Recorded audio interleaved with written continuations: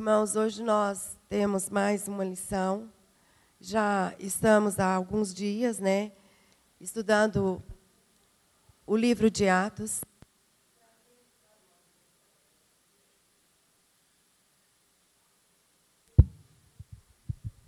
Trazendo para nós algumas advertências e também despertando o nosso coração. Hoje nós temos mais uma lição.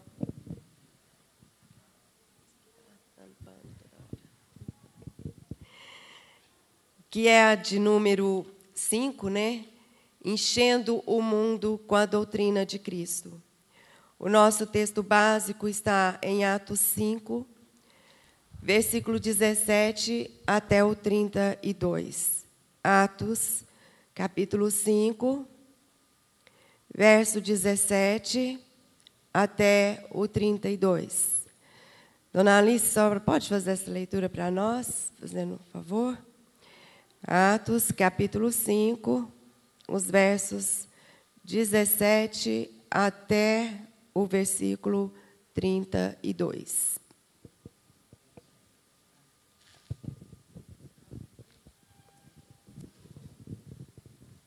Até o 32. Levantando-se, porém, o sumo sacerdote e todos os que estavam com ele, isto é, a seita dos saduceus, tomaram-se de inveja. Prenderam os apóstolos e os recolheram à prisão pública. Mas de noite um anjo do Senhor abriu as portas do cárcere e, conduzindo-os para fora, lhes disse: Ide e, apresentando-vos no templo, dizei ao povo todas as palavras desta vida. Tendo ouvido isto, logo ao romper do dia, entraram no templo e ensinavam. Chegando, porém, o sumo sacerdote e os que com ele estavam, convocaram o sinédrio e todo o senado dos filhos de Israel e mandaram buscá-los no cárcere. Mas os guardas, indo, não os acharam no cárcere e, tendo voltado, relataram, dizendo: Achamos o cárcere fechado com toda a segurança e as sentinelas nos seus postos junto às portas, mas abrindo-as a ninguém encontramos dentro. Quando o capitão do templo e os principais sacerdotes ouviram estas informações, ficaram perplexos a respeito deles e do que viria a ser isto. Nesse interim alguém chegou e lhes comunicou: Eis que os homens que recolheste no cárcere estão no templo ensinando o povo. Nisto, indo o capitão e os guardas...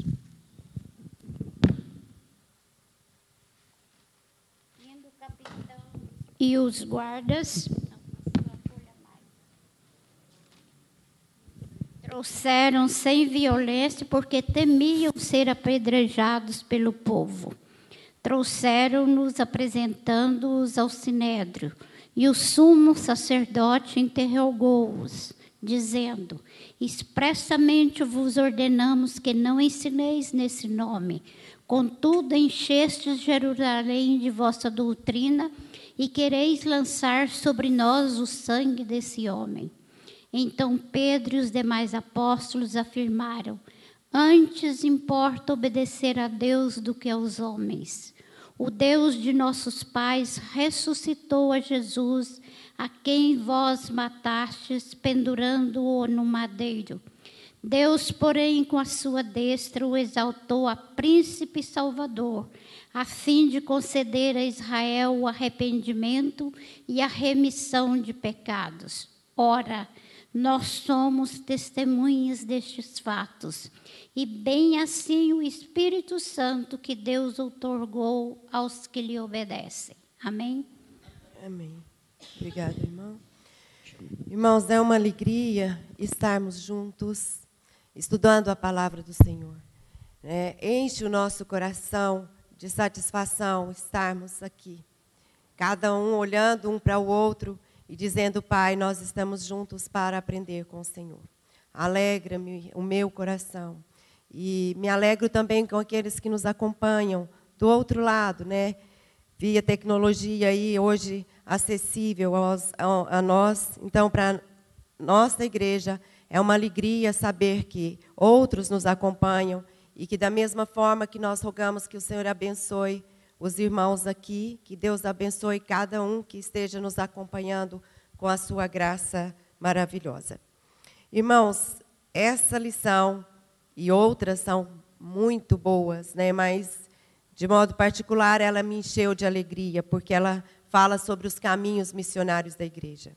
E não é por acaso que o Senhor coloca-nos uma lição dessa nas nossas mãos. Nós sabemos que Ele tem propósitos, e o nosso desejo é que Ele realmente efetue esse propósito para que nós possamos responder fielmente ao que Ele pretende de nós com esses ensinamentos. Olhando esse título da nossa lição número 5, Enchendo o Mundo com a Doutrina de Cristo, e lendo o texto, muita coisa vem à nossa cabeça. Enquanto eu preparava, né, eu lia e relia o texto, e chegando o versículo 20, eu senti assim no meu coração. Parece que esse é o texto, esse é o coração da lição de hoje, né? Enchendo o mundo com a doutrina de Cristo, e o verso 20. Vejam só, irmãos, o que diz o verso 20. Olhem só. Depois, né, daquele ato sobrenatural, que o anjo do Senhor abre as portas e liberta os apóstolos presos por anunciarem a palavra, olha só o que o Senhor diz. O que diz aí para nós o verso 20? Quem está com a Bíblia aberta e pode ler para nós. E apresentai-vos no templo, dizei ao povo todas as palavras desta vida. Ide e apresentando-vos no templo, dizei ao povo todas as palavras desta vida. Irmãos, eu fiquei assim, comovida. Ide a quem? Apresentai-vos no templo, dizei ao povo todas as palavras de vida. Irmãos, que ordem! Dizei ao povo todas as palavras de vida. Nós cantamos aí muitos hinos, corinhos, que falam belas palavras de vida, né? Que alegres são. E falamos dessas palavras de vida. E nós sabemos que o Senhor está esperando que nós anunciemos estas palavras de vida. E aí, quando o título da lição traz Enchendo o Mundo com a Doutrina de Cristo, também foi algo que me tocou muito, porque eu fiquei imaginando Uberlândia cheia da doutrina de Cristo. O nosso bairro cheio da doutrina de Cristo. O lugar onde nós trabalhamos cheio da doutrina de Cristo. Irmãos, a gente fica imaginando como seria o mundo cheio da doutrina de Cristo. Como seria a nossa cidade cheia da doutrina de Cristo. Então, esse título me chamou a atenção. E esse versículo 20 também me chamou muito a atenção. E a gente fica com esse sentimento e com esse desafio. Encher o mundo com a doutrina de Cristo. E aí, logo no início da nossa lição, então traz-nos algumas palavras iniciais, dizendo-nos que é nossa responsabilidade, é responsabilidade da igreja proclamar o Evangelho, a doutrina de Cristo. É nosso dever. Cabe-nos a nós. Anjos quiseram fazer isso, mas o Senhor confiou às nossas mãos. E Ele sabe que nós temos condições, porque Ele dispensou sobre nós o quê? O poder do Espírito Santo. Porque nós sentimos que é grande demais, é pesado demais, é nobre demais, mas nós sabemos que temos o poder do alto. E que esse poder é suficiente, né? E quando nós lemos também lá em Mateus 18, né, os últimos versículos, quando ele fala: ide por todo o mundo e fazei discípulos, como? Batizando-os. Isso, né, e ensinando. Então, é uma ordem do Senhor. Nós vemos que aí, vamos agregar ao título, ao nosso texto de hoje, né, lá a ordem de Jesus dizendo para nós, né, ide. É uma ordem dele, é a vontade dele, é o desejo dele que o mundo conheça como o Senhor. E que o mundo entenda que o reino dele é o reino da luz. É o reino da paz, é o reino da alegria. Por isso nós imaginamos, se tivéssemos a nossa cidade, se tivéssemos o nosso estado, se tivéssemos o nosso país cheio da doutrina de Cristo, como seria fantástico, né? Então, irmãos, que nós possamos entender esse propósito, sabendo que o Senhor é digno de toda honra, de toda glória. E que atribuir a Ele aquilo que Ele é digno, traz a nós um retorno muito compensativo, que alenta o nosso coração, satisfaz o nosso coração. Mas aí então temos que fazer uma pergunta para nós.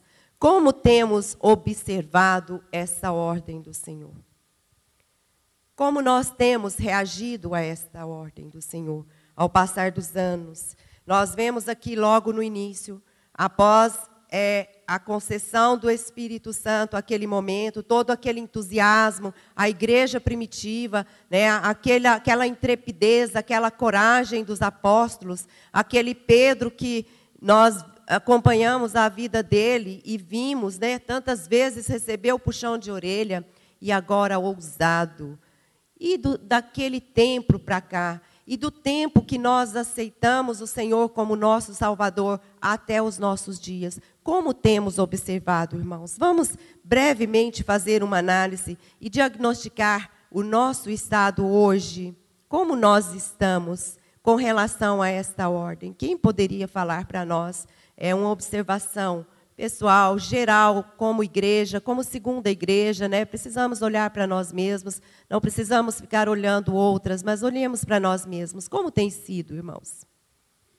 Quem poderia nos ajudar? Pastor João, fala para nós. Aí o Valdir está levando o microfone para nos ajudar. Como é que o senhor acha que nós temos observado esta ordem, de um modo geral? Você poderia...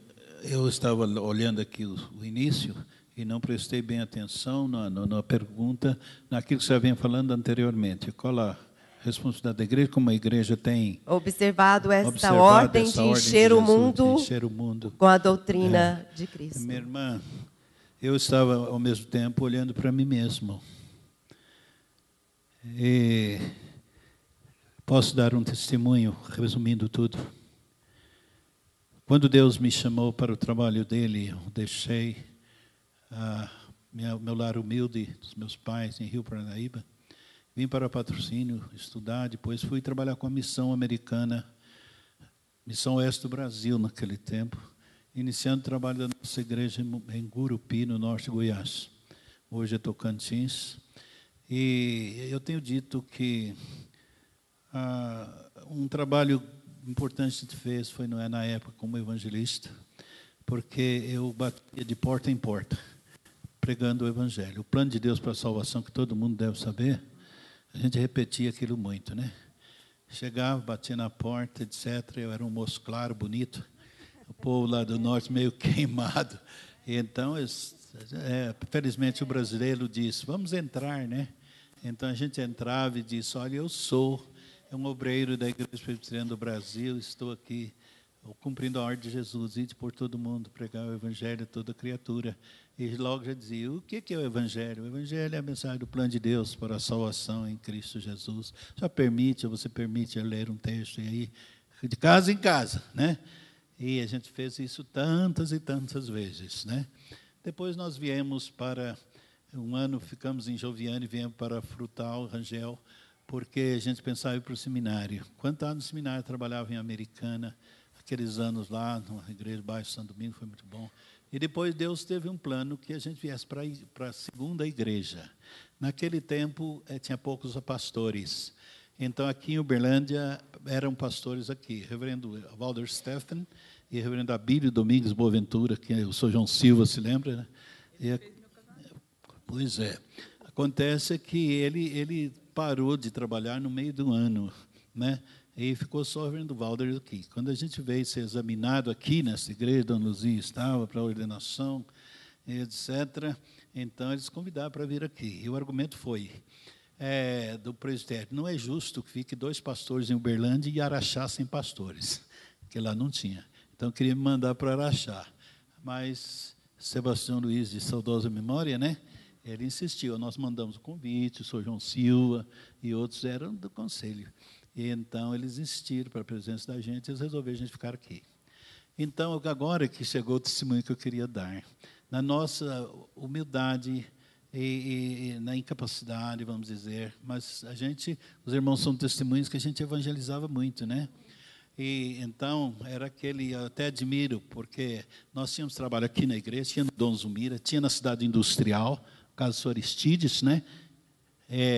E iniciamos trabalho na Tiberi, entende? E Santa Mônica, e assim fomos. Então, mas isso era um trabalho que partia da segunda igreja. E a segunda igreja é mãe de 7 igrejas, 7 igrejas na nossa cidade. Então, olhando para trás, essa igreja tem feito um trabalho bonito, muito bonito. Agora, eu estava na 6ª igreja, os irmãos sabem, pela graça de Deus, nós construímos um novo templo lá. Quem não foi ver ainda, precisa conhecer o novo templo. A igreja cresceu bastante, né, uma bênção naquele bairro. Agora, a Olga já expeliu a SAF aqui, e eu perguntei para o pastor Honório se eles queriam, eu poderia permanecer aqui, voltar para cá. Aí, então, eu falei, a igreja que vai dizer. Eu estou brincando, né? Porque eu estou como pastor jubilado, eu posso ficar aqui, posso ficar lá, posso ficar em outro lugar. E, então, agora, o testemunho presente, né? Essa igreja tem feito um trabalho muito importante, né, no seio dessa cidade. Ela tem um bom nome, e como igreja, e que esse bom nome seja não só da igreja como um todo, mas de cada membro dando o seu testemunho para a glória de Deus. Agora, essa igreja, ela tem sido muito abençoada através de problemas que já houve nela. E então ela está numa boa fase, e agora é o apelo, né? Jungir as forças e erguer bem alto o pendão do Evangelho. Amém. Então, aqui o pastor falou, né? E o autor da nossa lição considera, né, muitas situações, as situações exitosas, e também traz para nós que, infelizmente, a nossa caminhada missionária enfrenta muitos obstáculos. E o pastor João fez um breve relato. E se fôssemos também buscar os obstáculos, as investidas contrárias, nós teríamos que dizer quantas vezes o reino das trevas tentou impedir que o reino da luz fosse manifestado. Mas nós sabemos que o Senhor Jesus também prometeu, entregou-nos as chaves do reino e disse que as portas do inferno jamais prevaleceriam, né? Então, irmãos, nós nos alegramos por sabermos disso. Pode falar, dona Alice?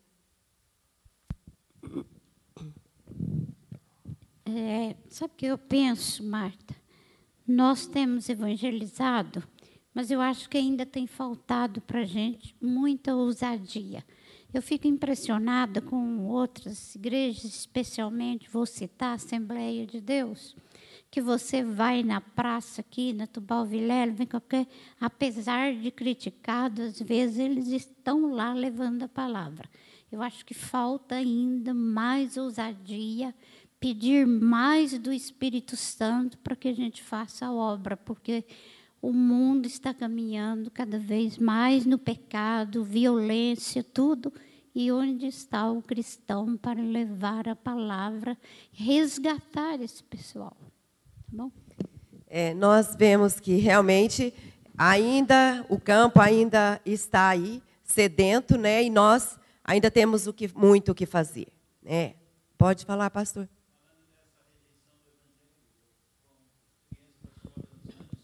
Lembrei aqui que uma vez estava pregando numa cidadezinha chamada Dueré, lá perto da Ilha do Bananal, e era uma cidadezinha pequenininha, né?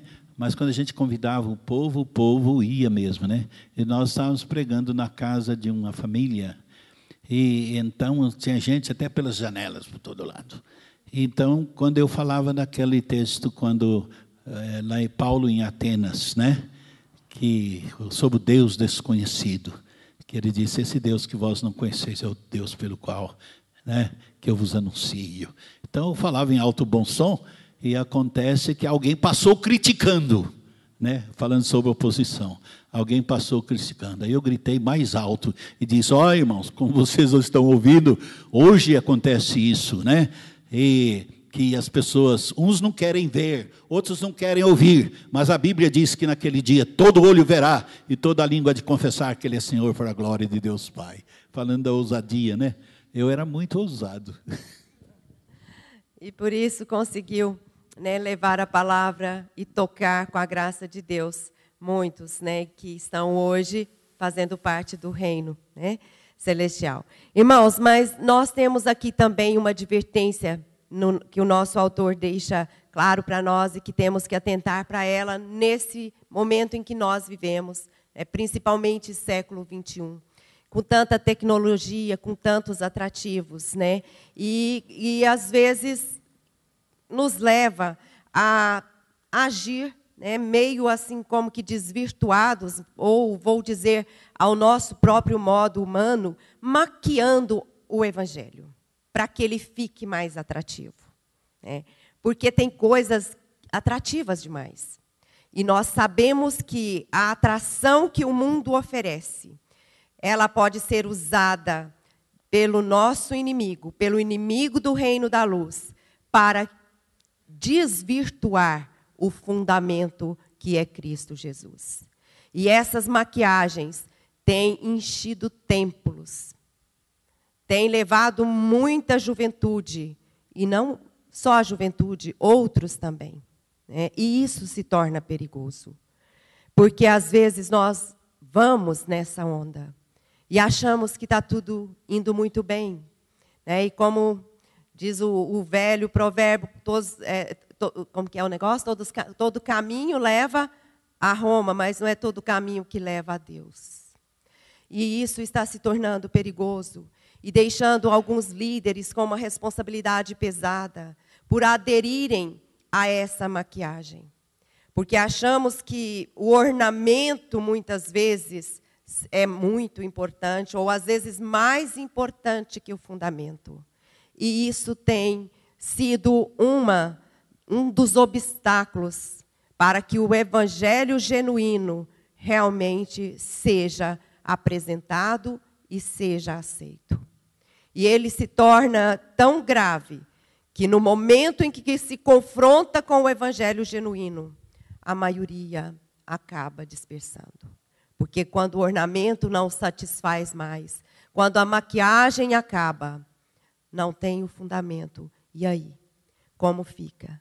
Então, achei interessante, e aqui estou colocando para que nós possamos estar pensando nisso, né? Jesus Cristo abordava na sua passagem, enquanto no seu ministério, e depois os apóstolos também, e nós não vimos assim eles dotados de tantos ornamentos para que o evangelho fosse bonito.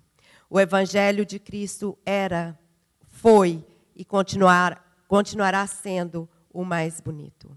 Desde que possamos buscar a unção do Espírito Santo de Deus, a dependência total e exclusiva dele, para que ele se torne atrativo como ele é, essencialmente, naturalmente.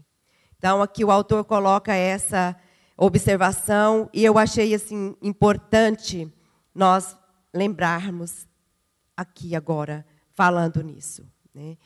Outra situação que é colocada aqui, introduzindo, é que muitas vezes nós nos preocupamos com o que falar, como falar, onde falar. Às vezes nós ficamos, mas aonde? O que eu posso fazer? Como eu vou fazer?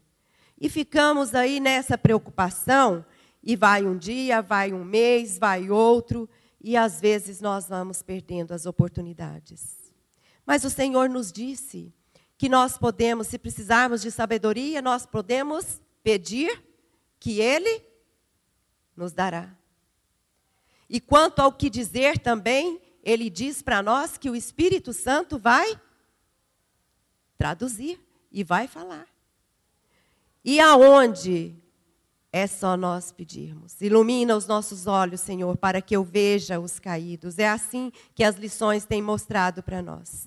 Então, essa preocupação nossa do que dizer, como dizer, a quem dizer, nós precisamos libertar-nos dessa preocupação, confiando exclusivamente no poder do alto e sabendo que se nós nos dispormos, Ele vai nos dar as oportunidades e nos dar as palavras. Enquanto classe aqui, enquanto segunda igreja aqui, né, hoje a dona Alice ainda estava falando uma proposta, né, do caminho missionário da SAF, mas ela convidou a igreja para participar, né? Então, um trabalho que está sendo uma oportunidade que o Senhor está colocando para que famílias possam conhecer o evangelho genuíno. E possam conhecer a salvação, e possam ser alcançadas por ela. Então, essa preocupação também nós podemos deixá-la de lado, certos de que o Senhor Deus já preparou tudo. E Ele é quem faz a obra. E aí, partindo então para o primeiro ponto da nossa lição, nós vamos então ver que é preciso reconhecer que a oposição à fé cristã é uma realidade constante. Voltemos lá no capítulo 5 de Atos, os versos 17 e 18. O que diz para nós? Levantando-se, porém, o sumo sacerdote e todos os que estavam com ele, isto é, a seita dos saduceus, tomaram-se de inveja, prenderam os apóstolos e os recolheram à prisão pública. Também nós lemos lá nos versos 26 e 28, que nos diz o seguinte: nisto, indo o capitão e os guardas, os trouxeram sem violência, porém temiam ser apedrejado pelo povo. Trouxeram-nos, apresentaram-os ao sinédrio, e o sumo sacerdote os interrogou, dizendo: expressamente vos ordenamos que não ensinasseis nesse nome. Contudo, encheste Jerusalém de vossa doutrina e quereis lançar sobre nós o sangue desse homem. Irmãos, vejam só.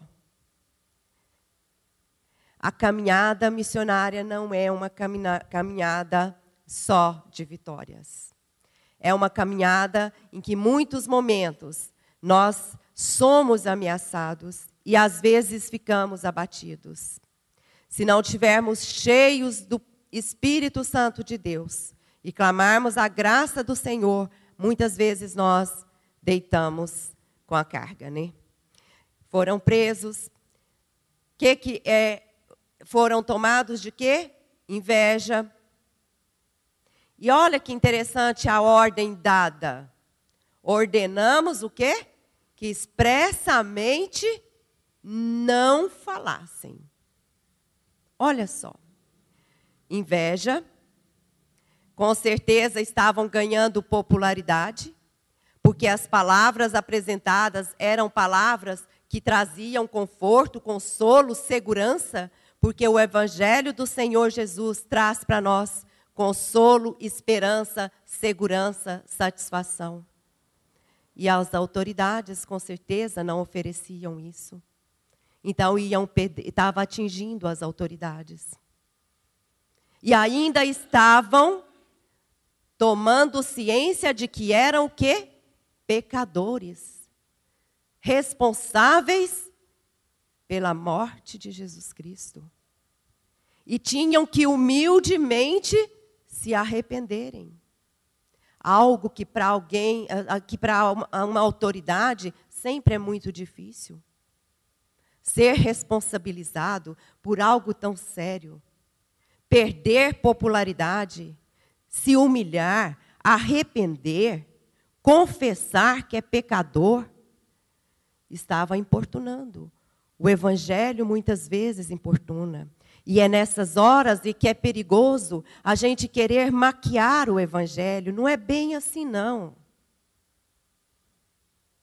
Porque nós sabemos que essa é uma estratégia do maligno quando nós, e quando Cristo, e quando o Senhor, né, veio para estabelecer esse reino da luz. Nós vimos ali a proposta, né, do diabo para Jesus Cristo. Nós vimos ali o que Pedro fala para Jesus Cristo. Não faz isso, não. Não vai para a cruz, não. Que isso? Anunciar o evangelho certo, genuíno, apontar o pecado, ainda principalmente hoje, né? Esse século de hoje, que relativizou tudo. Pecado não é bem como o povo de antigamente falava, não. Quantas vezes nós encontramos colegas de trabalho, vizinhos nossos, nossa, aquele negócio de que tudo é pecado, né? De que verdade tem uma verdade. A verdade não existe verdade absoluta. O erro depende do ponto de vista de quem olha. É errado para você, mas para mim não é. Porque eu pratico e não me importuna. E o erro só é erro quando importuna. Não sei se já encontraram alguém dizendo isso. Eu não concordo, porque para mim, e eu aprendi, e eu li na filosofia, que não é bem desse jeito. Só é errado quando aquela coisa fica roendo dentro da gente, incomodando dentro da gente. Quando isso não acontece, não é mais erro. E não é pecado igual todo mundo fica falando, amedrontando assim, não. Irmãos, infelizmente, nós estamos vendo líderes, né? Recentemente, eu li de um líder nosso, que hoje acho que nem tem mais denominação, dizendo sobre o adultério, dizendo sobre o relacionamento sexual antes do casamento, que não é bem como nós estamos anunciando. Que não é assim que está dito lá na palavra. Que não é aquela versão, que não é aquela tradução que está ali instituído. Irmãos, tem sido difícil, às vezes, apresentar o evangelho verdadeiro. E principalmente quando mostrar que isso é pecado. Recentemente, a minha filha conversava com um colega e ela dizia, de todos os argumentos dele para a vida em que ele estava vivendo. E ela falou assim, mãe, eu não vou sair mais com ele, não vou mais conversar com ele, porque ele conhece a palavra mais do que eu. E ele não concorda. Eu falei, não importa, você pode dizer para ele, apesar de você não concordar, a Bíblia assim fala. E o que a Bíblia fala, eu acredito, né, seu Tenezil? Não esqueça da palavra do seu Tenezil, uma vez que ele disse para nós, né, seu Tenezil, aqui, que uma vez, enquanto conversava com colegas, e ele falava que não acreditava que Jonas tinha sido engolido pela baleia, né? Não foi assim, seu Tenezil? Estou lembrando. E aí, o que foi mesmo que o senhor disse, seu Tenezil? Deixa eu descansar a voz. Nós estávamos discutindo lá sobre a passagem de Jonas, né? Eu disse para ele, era um vendedor do Alô Brasil, eu era do Arcon, nós conversando. Aí eu falei para ele que o peixe engoliu Jonas e que ele teve 3 dias dentro do ventre do peixe. Depois dos 3 dias, o peixe vomitou ele na praia. Aí ele disse assim, não acredito nunca que isso aconteceu com Jonas. Aí eu disse para ele assim, pois é, mas se a Bíblia tivesse falado que era Jonas que tivesse engolido o peixe, eu ainda acreditava. Quanto mais que é o peixe que engoliu Jonas, que é um peixe muito grande. Pois é, irmãos. Então, nós precisamos pregar assim. E foi como eu disse para minha filha, você disse para ele, que a Bíblia diz que é pecado. E que ele está em pecado. E que se a Bíblia disse, você acredita e ele pode crer, porque ela é a palavra de Deus. Mas tem solução para o pecado. Deus perdoa o pecador.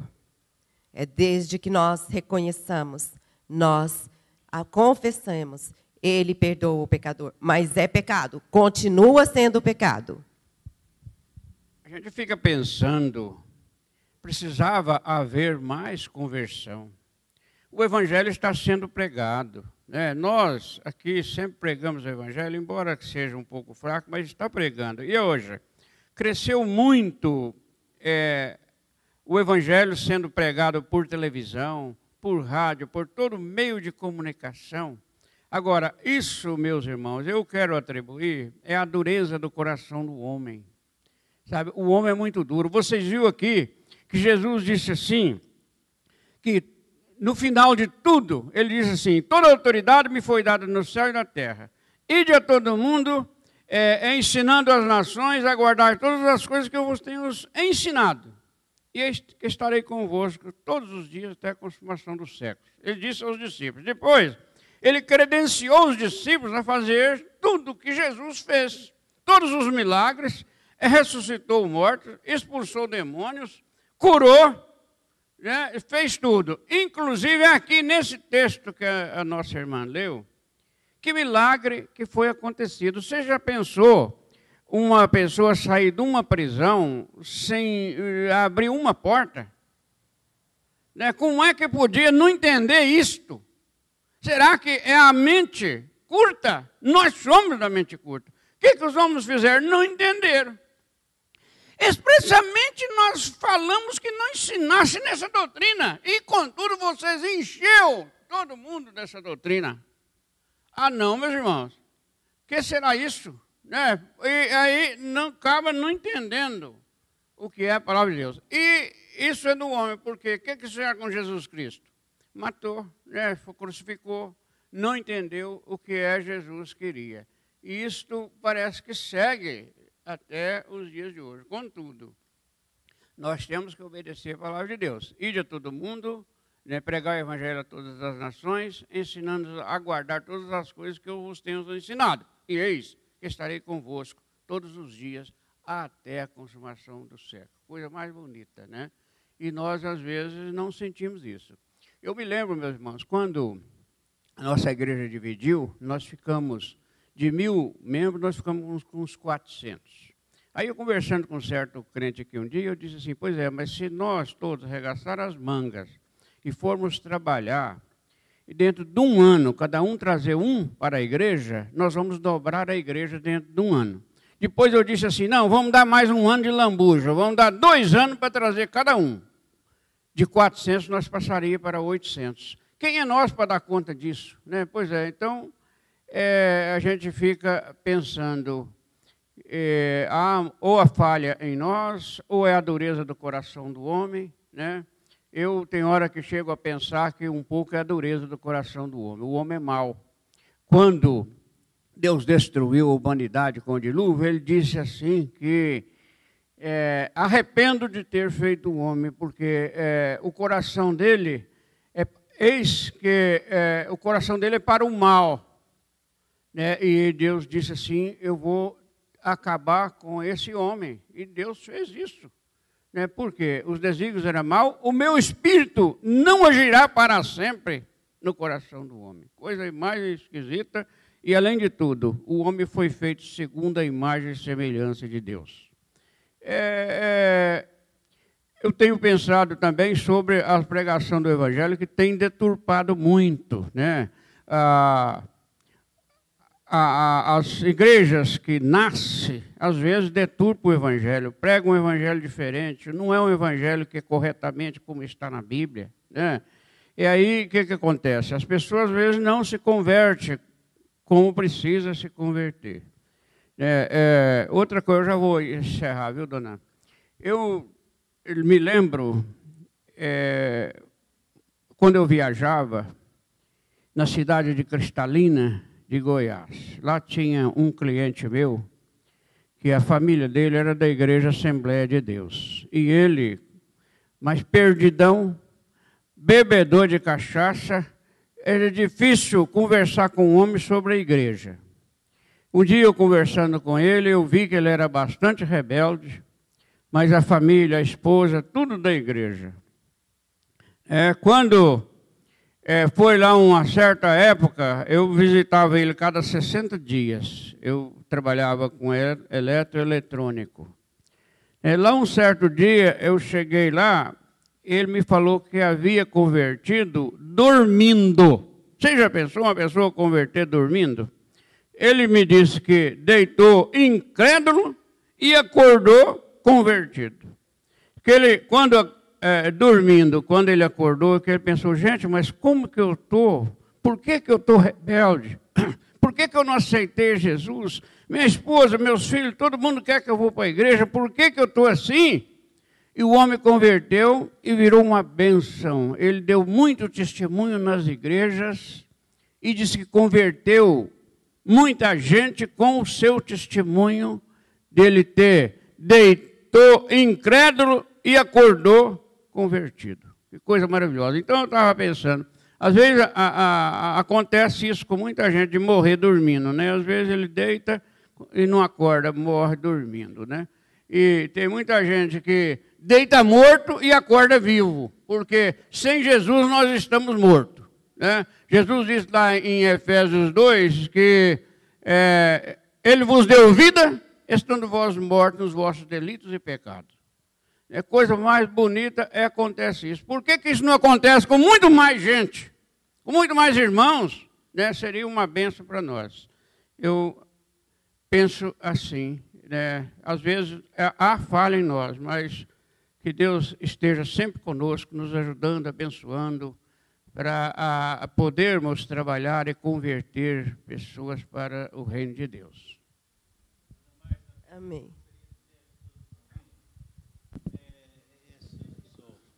Obrigado pela orientação, todas as palavras, ensino.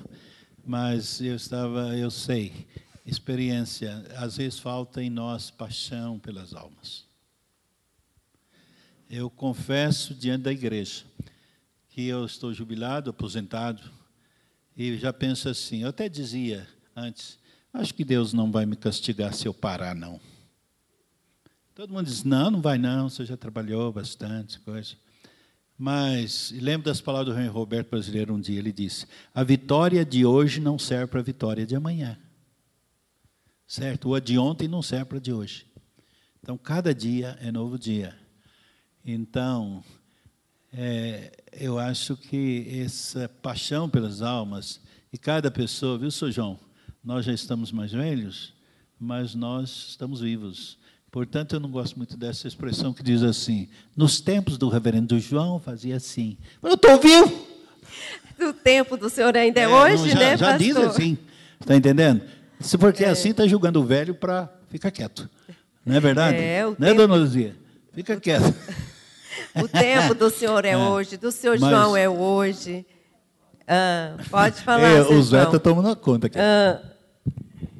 Pode falar, senhor João. O que eu quero dizer aqui para o nosso irmão, que o que ele falou, que nós precisávamos mais ainda, mas nós temos que agradecer a Deus. E eu que sei o que era ser protestante. Eu sei. E agradecer a grande coisa que Deus tem feito para nós. Amém. Amém. Testemunho bonito, seu João.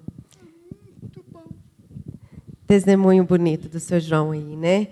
Irmãos, então, aí nós temos a participação dos irmãos e que realmente alegra o nosso coração quando temos nas nossas mãos essas palavras e muita coisa para compartilhar, né? Nós sabemos, então, que, como os irmãos compartilharam, e nós, seres humanos, gostamos da aprovação do homem, ficamos felizes quando somos aprovados.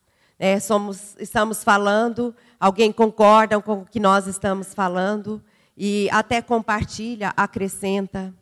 E também sabemos, irmãos, como seres humanos, quanto nos entristece e quanto nos abate quando os homens desaprovam uma palavra, um feito nosso. Nós sabemos disso. E nós imaginamos o quanto Jesus sofreu enquanto aqui na terra, e muitas vezes que, como o seu João compartilhou aqui, foi rejeitado, foi humilhado, foi desprezado, fizeram pouco, perseguiram. Quantas vezes ele até se afastou. E, irmãos,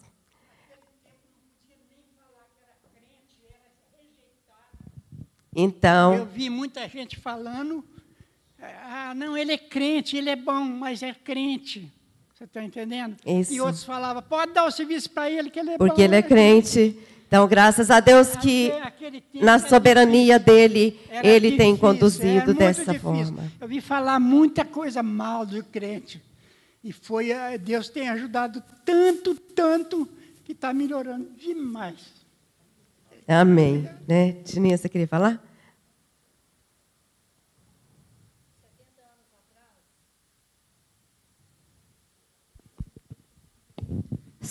70 anos atrás, quando minha mãe aceitou Jesus, ela foi chamada de capa preta, porque ela usava a Bíblia.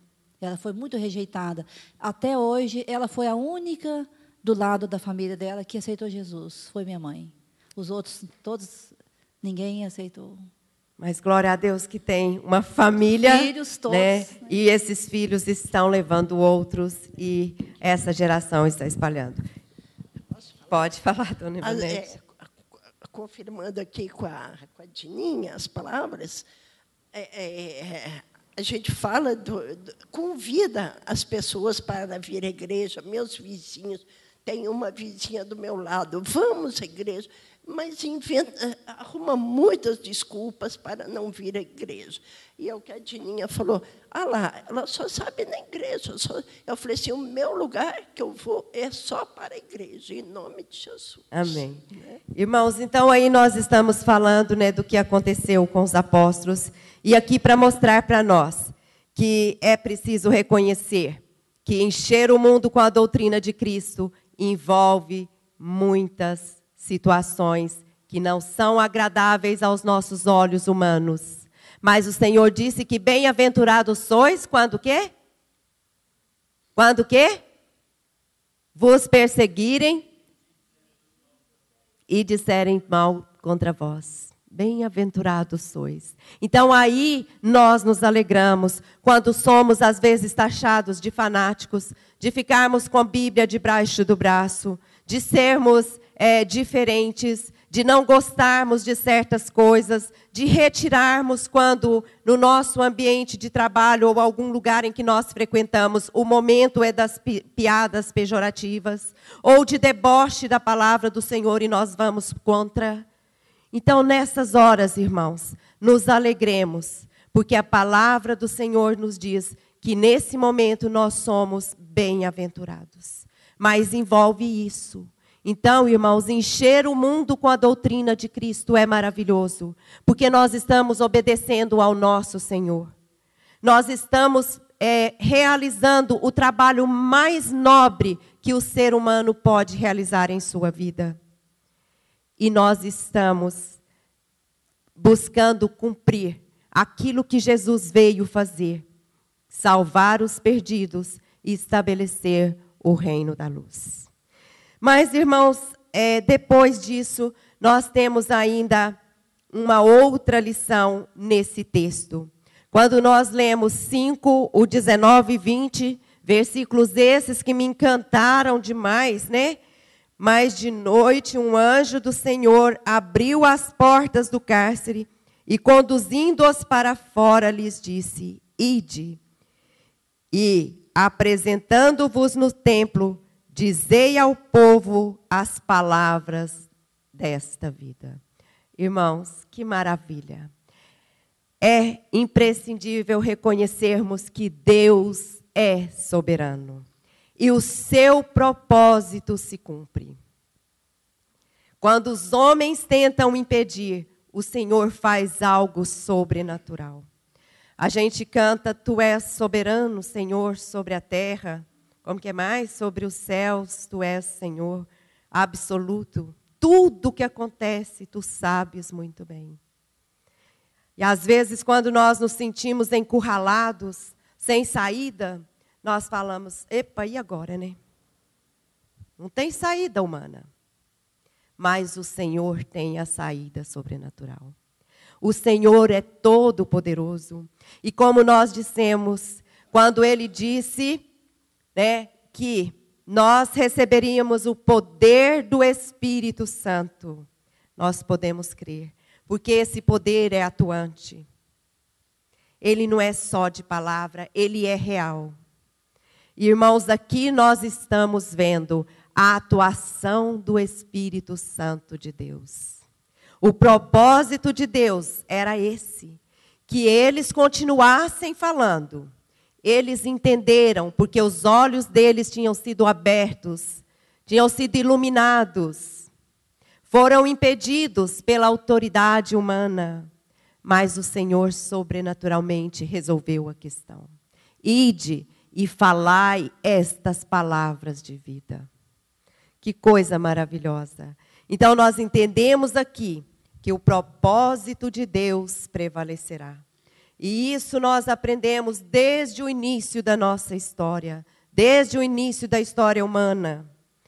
E nós vimos alguém dizendo isso de uma forma tão maravilhosa, né? Jó 42, verso 2. Se algum dos irmãos acharem aí primeiro que eu, leiam para nós. Jó 42, 2.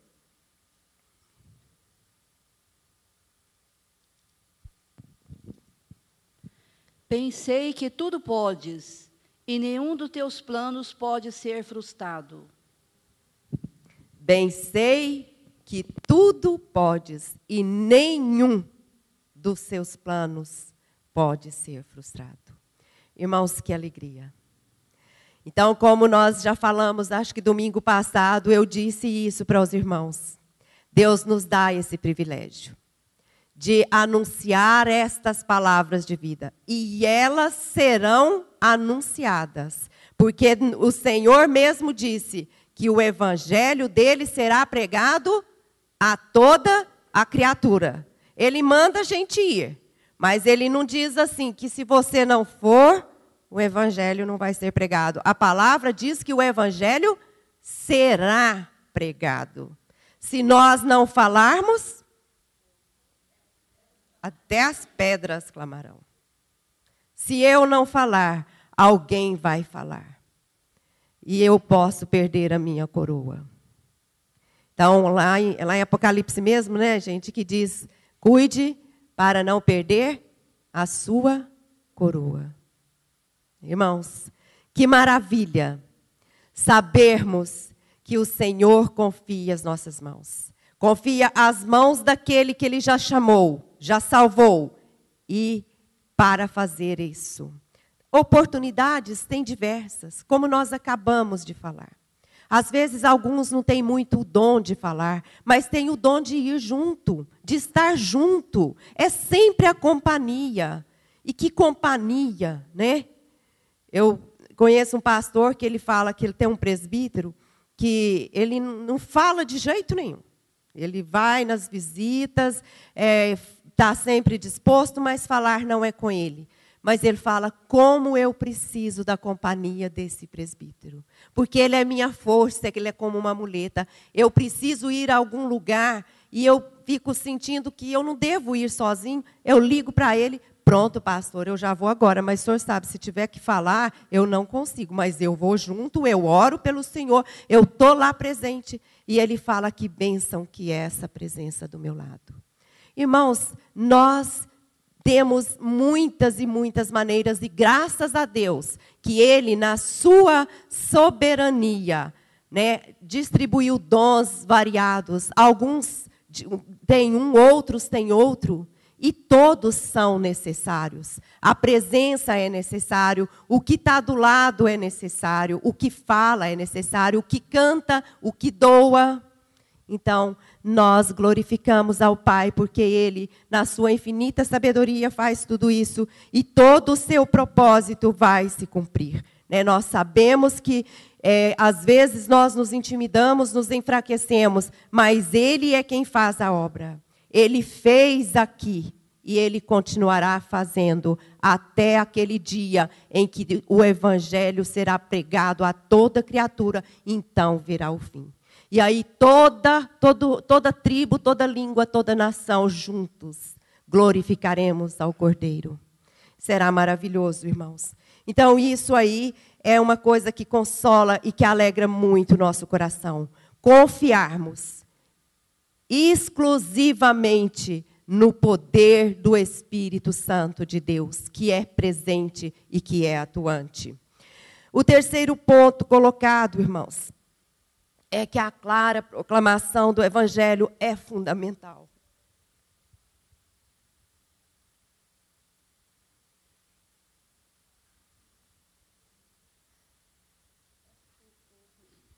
Hoje minha garganta está meio fracassada, mas nós vamos chegar ao fim.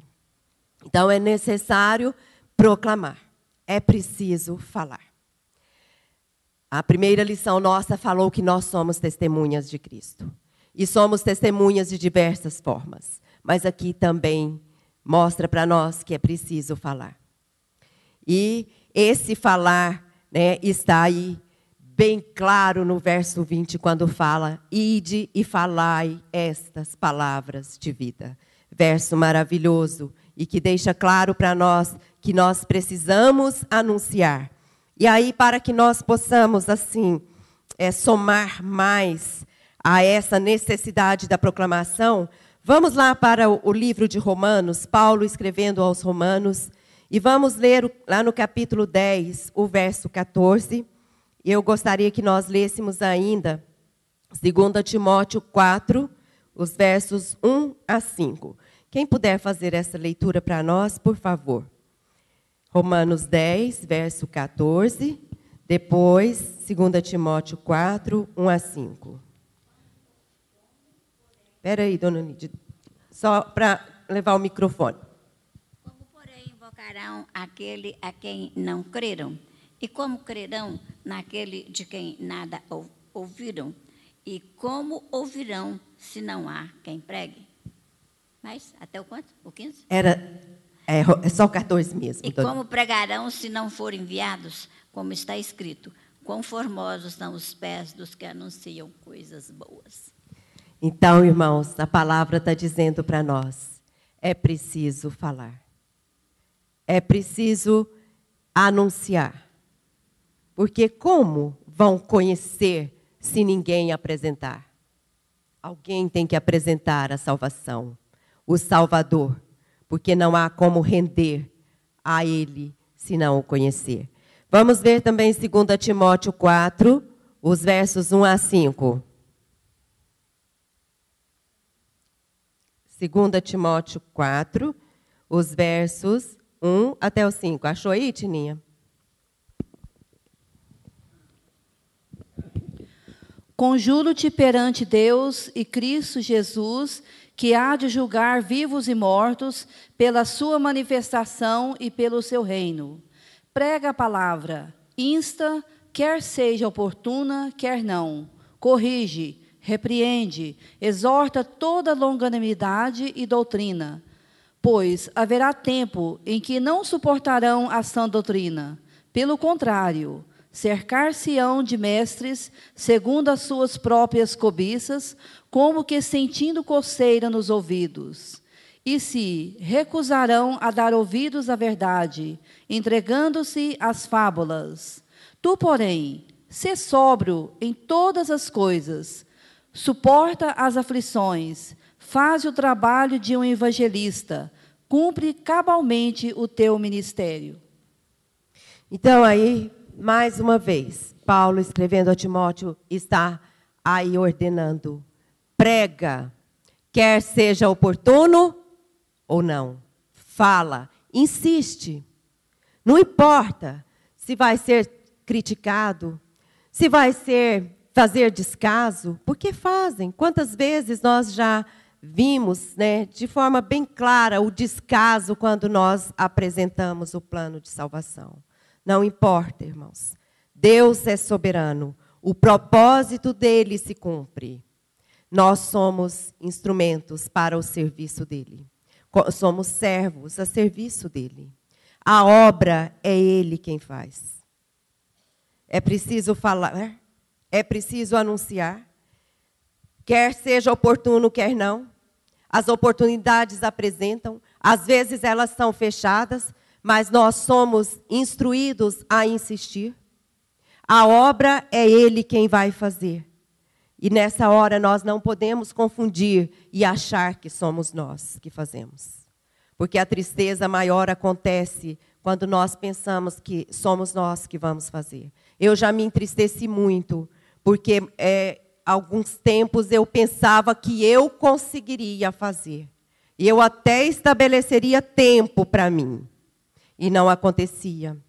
Mas hoje eu me tranquilizo muito e aprendi a orar, porque o Senhor me ensinou a orar diferente. A entender que a obra não sou eu quem faço.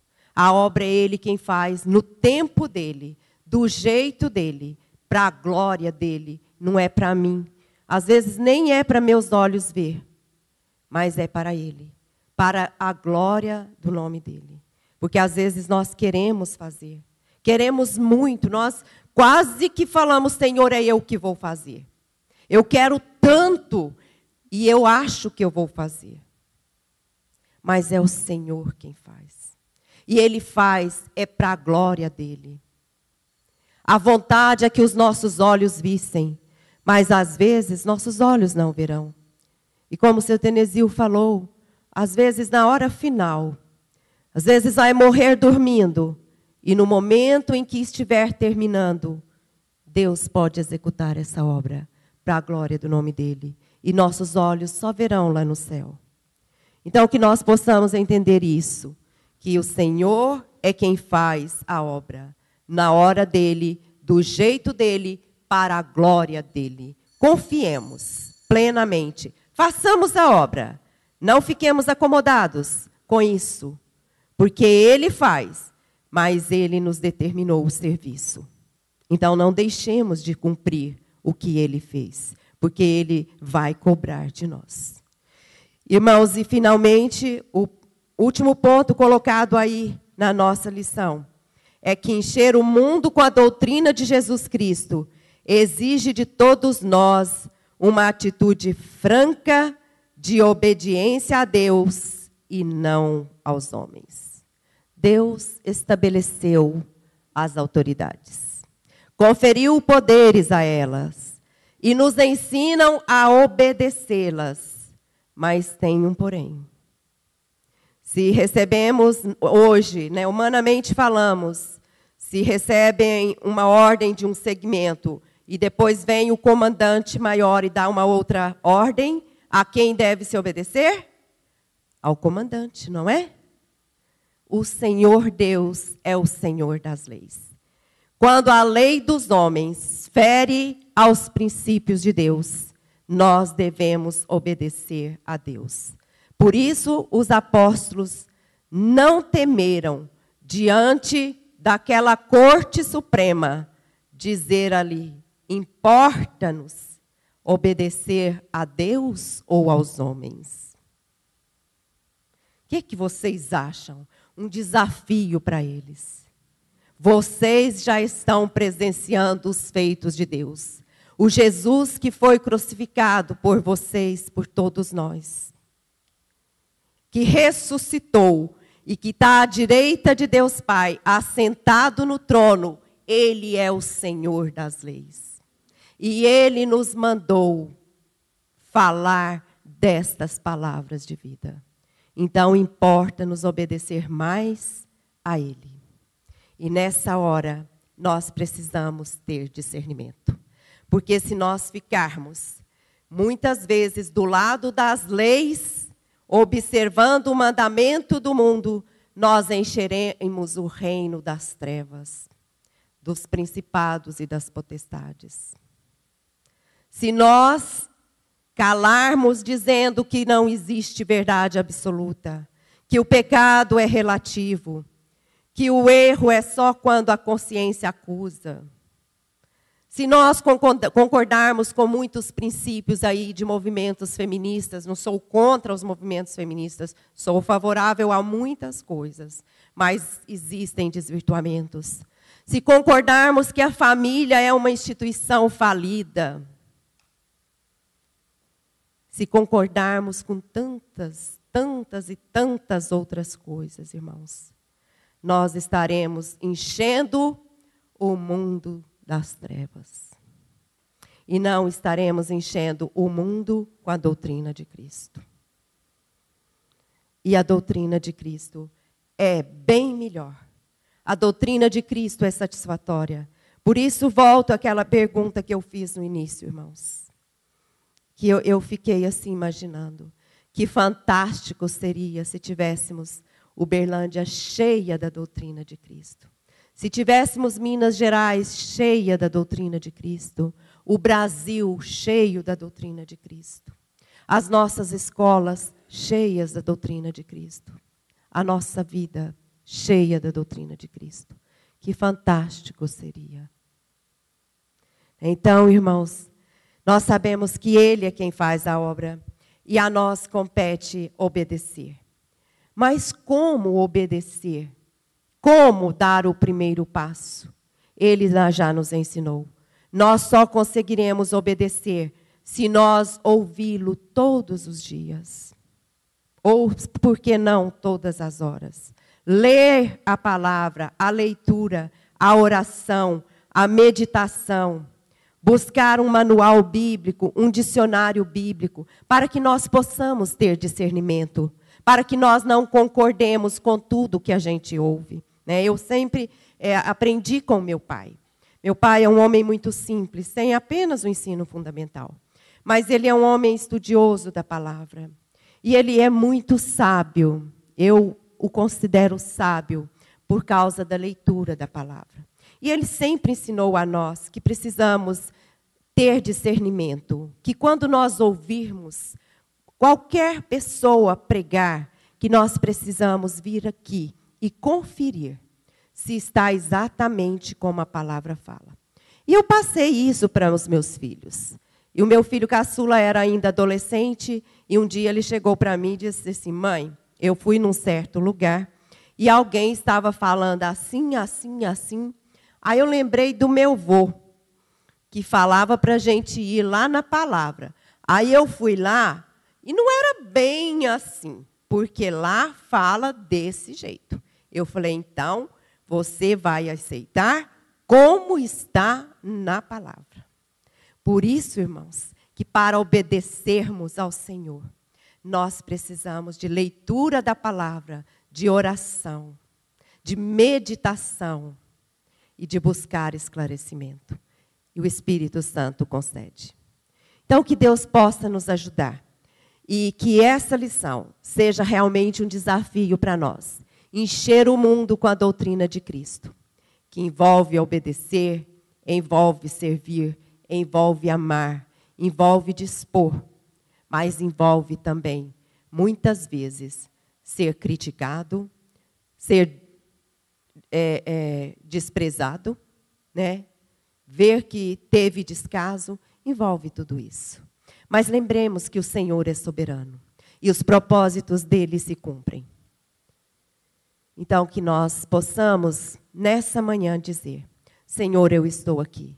Servo, serva do Senhor, cumpra em mim o teu propósito, porque eu quero que o mundo se torne cheio da tua doutrina.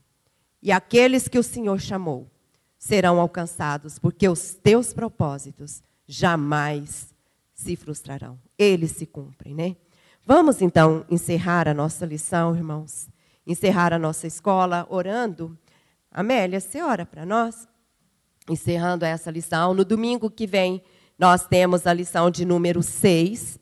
Está em Atos, no capítulo 6, os primeiros versículos, né? Os irmãos poderão ler, né?